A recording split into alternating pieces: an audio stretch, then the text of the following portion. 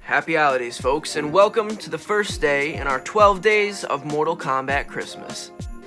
Essentially, I asked and, you all answered, of which I'm very appreciative for.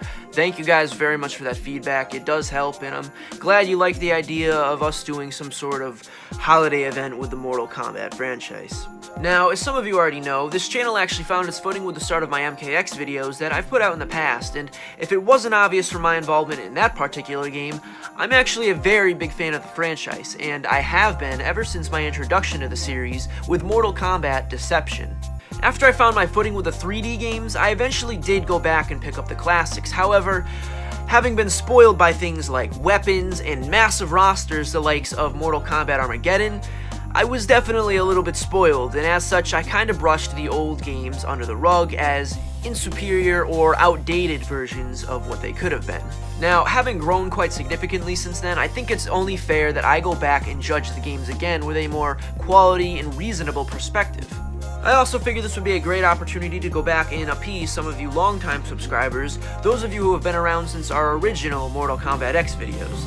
Come the new year, I will be picking up games from other franchises to review, but to end this year off on a rather holiday-filled note, today and the 11 following days leading up to Christmas will all be celebrated with the release of a Mortal Kombat game review.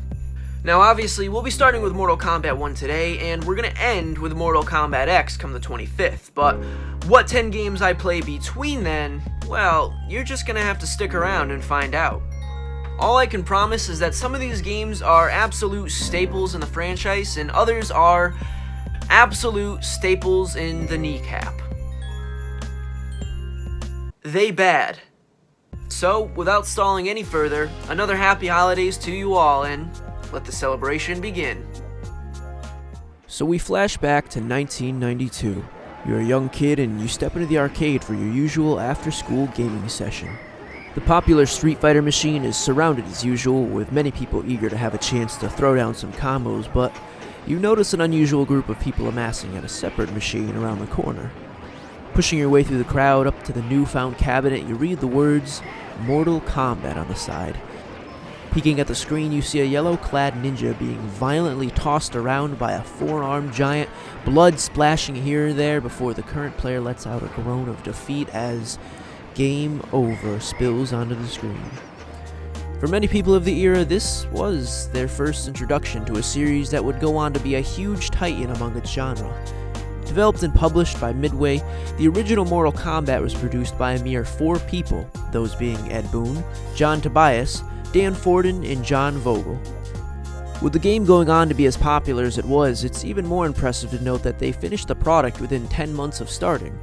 Using what was referred to as a Hi8 camera, the game's cast of characters were all filmed with actors first, before being digitized and adjusted for the purpose of the game. A handful of modern fighting games still use this technique to an interesting degree.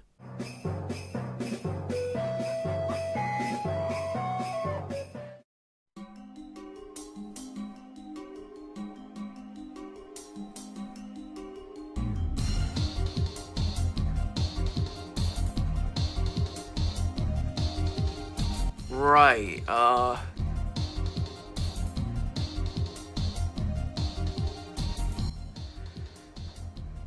what the f***? After it found its way through arcades, Acclaim Entertainment got a hold of the game, and it wasn't long before home consoles were graced with their own variation of the bloodied tournament fighter. Well, almost. Super Nintendo copies of the game were censored, the fatalities being watered down a little, and the blood getting a palette swap to look like sweat instead. The blood could be turned back on with a Game Genie, but not everyone had access to one, and that still didn't solve the fatality problem. This ended up leaving some NES fans in awe at the Sega Genesis version, which had a cheat code built in that would return the game to its bloodier roots. For our particular review today, we're going to be playing the Sega CD version of Mortal Kombat, also known as the Mega CD outside of North America. I've never seen this version played myself, and heard it was a pretty good rendition of the game, so let's check it out for ourselves. So we get this cool boot up for the Sega CD, followed by Sonic the Hedgehog peeking over at us, and Acclaim's company title whizzing by, before finally, The legendary electronic beat starts pumping into play, and I admit, it's got me a little hyped. However, I am soon reminded why the Sega CD didn't do nearly as well as it could have. Those damn cutscenes. We've got kids charging out into the streets from every direction, fueled with, assumably, Mortal Kombat fever. I feel like it was a huge niche in the late 80s and 90s to sell things to varying audiences by showing massive crowds of people flocking to a particular product. Meanwhile, as these children are flocking the scene, spliced video of the game we're about to play is shown to us in... oof, it does not look pretty. Holy Jesus. What is that? I understand that I'm probably not supposed to be playing this old of a game on a flat screen TV, but come on, look at that. Oof, there is no way that this is my TV alone. That's all Sega CD action right there. Luckily, when you get into the game, things aren't nearly as blurry, but Jesus, Sega, who sat down and looked at the quality of that video and said, yeah, this is good. This is the one. So, let's talk about the story at hand. It wasn't uncommon for arcade games to have some sort of backstory, and Mortal Kombat is no different.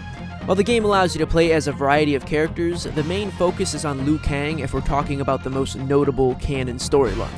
Tasked with saving Earth from the wrath of an evil sorcerer known as Shang Tsung, you must compete in a tournament of which the victor shall determine the Mortal Kombat champion.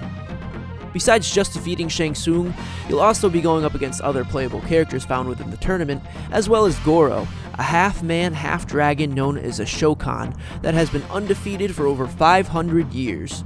While the game's story would certainly be fleshed out a little more in the releases to come, this is about the extent of what we get from Mortal Kombat 1, and frankly, that's quite fine. It's important to keep in mind that this started out as an arcade game, so only players with deep pockets would be spending extensive time at the machines. Having a story this short and to the point is good enough, I feel, as it gives you, the player, enough understanding and motivation to work your way up the ladder. Our playable roster consists of 7 characters that each have become classics within the series, them being Johnny Cage, Kano, Raiden, Liu Kang, Scorpion, Sub-Zero, and Sonya Blade. Every character has base access to a variety of moves including a high punch, low kick, high kick, block, and jump. As far as I can tell, punching is dedicated to a singular button in this game, as opposed to future games which would dedicate 2 buttons to a high and low punch. Besides access to these base abilities, each character would then be able to use 2 or 3 unique moves that made them individual from other members of the roster. Naturally, this is what makes it so fun to jump between each character. You always have access to those base moves, so you're never defenseless, but for players who put in even more effort, you can discover unique abilities to further your tactics in a combat scenario. Nowadays, we do have the luxury of looking up the moves we need to learn, but back in the day, only the best of the best arcade dwellers had the skill to say they truly mastered a character's abilities. Besides having signature moves, each character had one extra quality that truly gave the series its unique edge it needed: Fatalities. Now, unless you've been out of the Mortal Kombat loop all of your life, you know that a fatality in the game sense is usually a glorified way to finish off your opponent. Ed Boon is quoted as saying that the fatality concept was developed after he had experience with the dizzying system often found in previous fighting games. To better explain, he essentially noted that when you would defeat your opponent in certain fighting games, they would spin and get dizzy, allowing you to strike them once before toppling over. While he hated the concept of being dizzy itself, he loved being able to get an extra hit in on his opponent. As such, Boon adopted the concept of dizzying from Mortal Kombat, but took it one step further by allowing you to not just hit your opponent, but full-on execute them. This was exactly the unique quality of the game needed to stand out among other fighting games of the era. So let's talk about the gameplay itself. How does it stand up to the most modern release in the series? Honestly, quite well actually. No, the game isn't nearly as crammed with content, and the move list for each character is about as small as the roster itself, but as an actual experience, as an actual source of fun, there is much to be found here. Learning to master the sweep kicks and the uppercuts as well as the proper timing for blocks and jumps was fun in of itself, but the special moves for each character were really what kept me smiling through the experience. It was humbling in a way to go back and see the roots of my favorite franchise in motion in the most purest and original form. And to know what a small team worked on it makes it all the more of a special gem to me. There aren't really any crazy game modes to be had here. In fact, the only choices you do have are the main arcade ladder and the options menu. But that didn't stop me from firing up the ladder over and over, cycling between different characters as I fought my way to Shang Tsung. And fight I did, because the ladder certainly offers a challenge that was clearly designed for the most quarter-consuming methods. Besides fighting your way through the main roster, including a mirror match with yourself, you will then have to face 3 endurance rounds, each where you have 1 health bar put to the test against 2 consecutive opponents.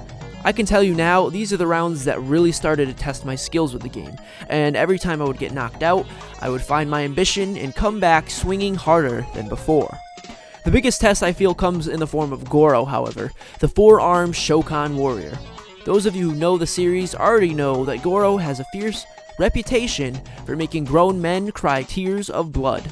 He is brutal, he is relentless, and more than likely, he's gonna kill you many times. I am sincerely convinced that Goro is way harder to defeat than even Shang Tsung, the final boss of the game. Eventually, I did manage to overcome the beast, even if I did have to resort to some rather cold methods.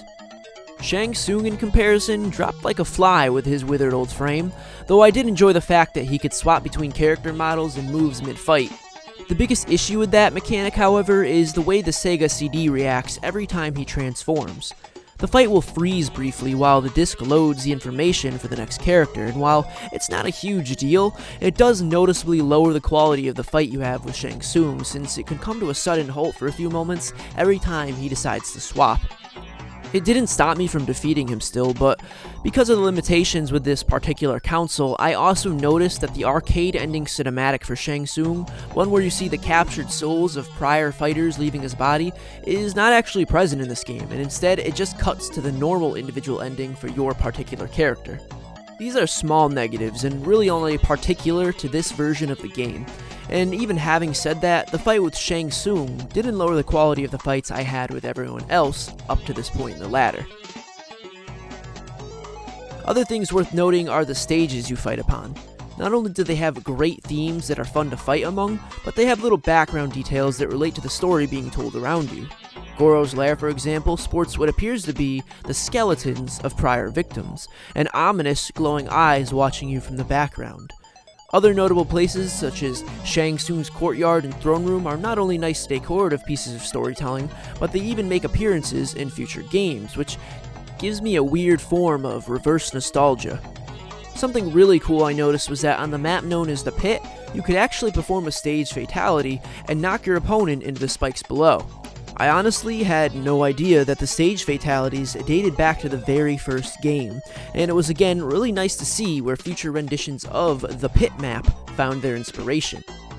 As you are ascending the tournament, you'll be offered an opportunity to test your might, essentially a mini-game that sees just how rapidly you can tap the buttons, while also manually choosing when you strike.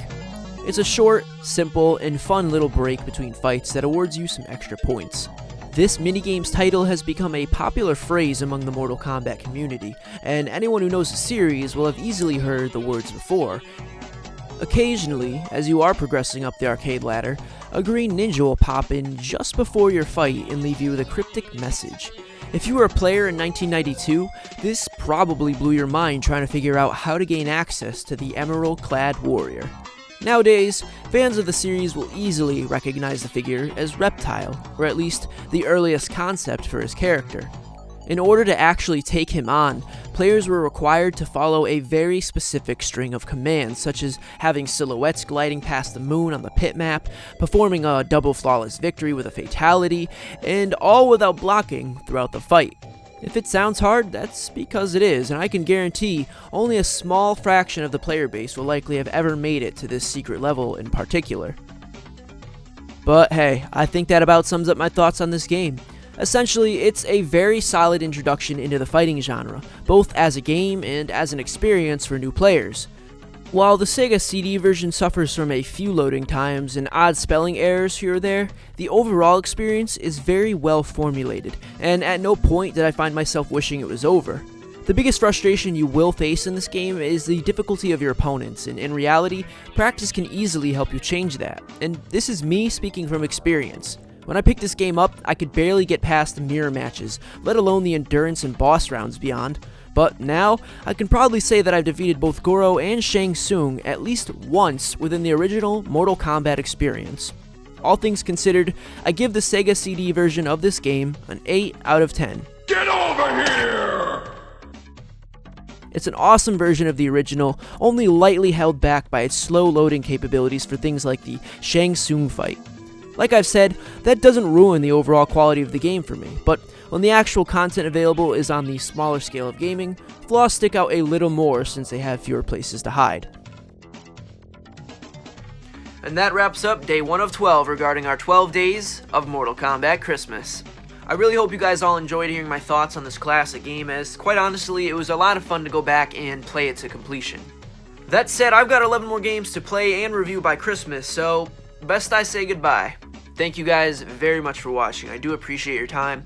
If you enjoyed the video, feel free to reflect that either through a like or a comment down below. And if you want to see more content like this in the future, feel free to subscribe and turn on notifications so you can find out exactly when more videos like this go live. Thanks again, and I'll see y'all next time. As always, stay safe, stay happy.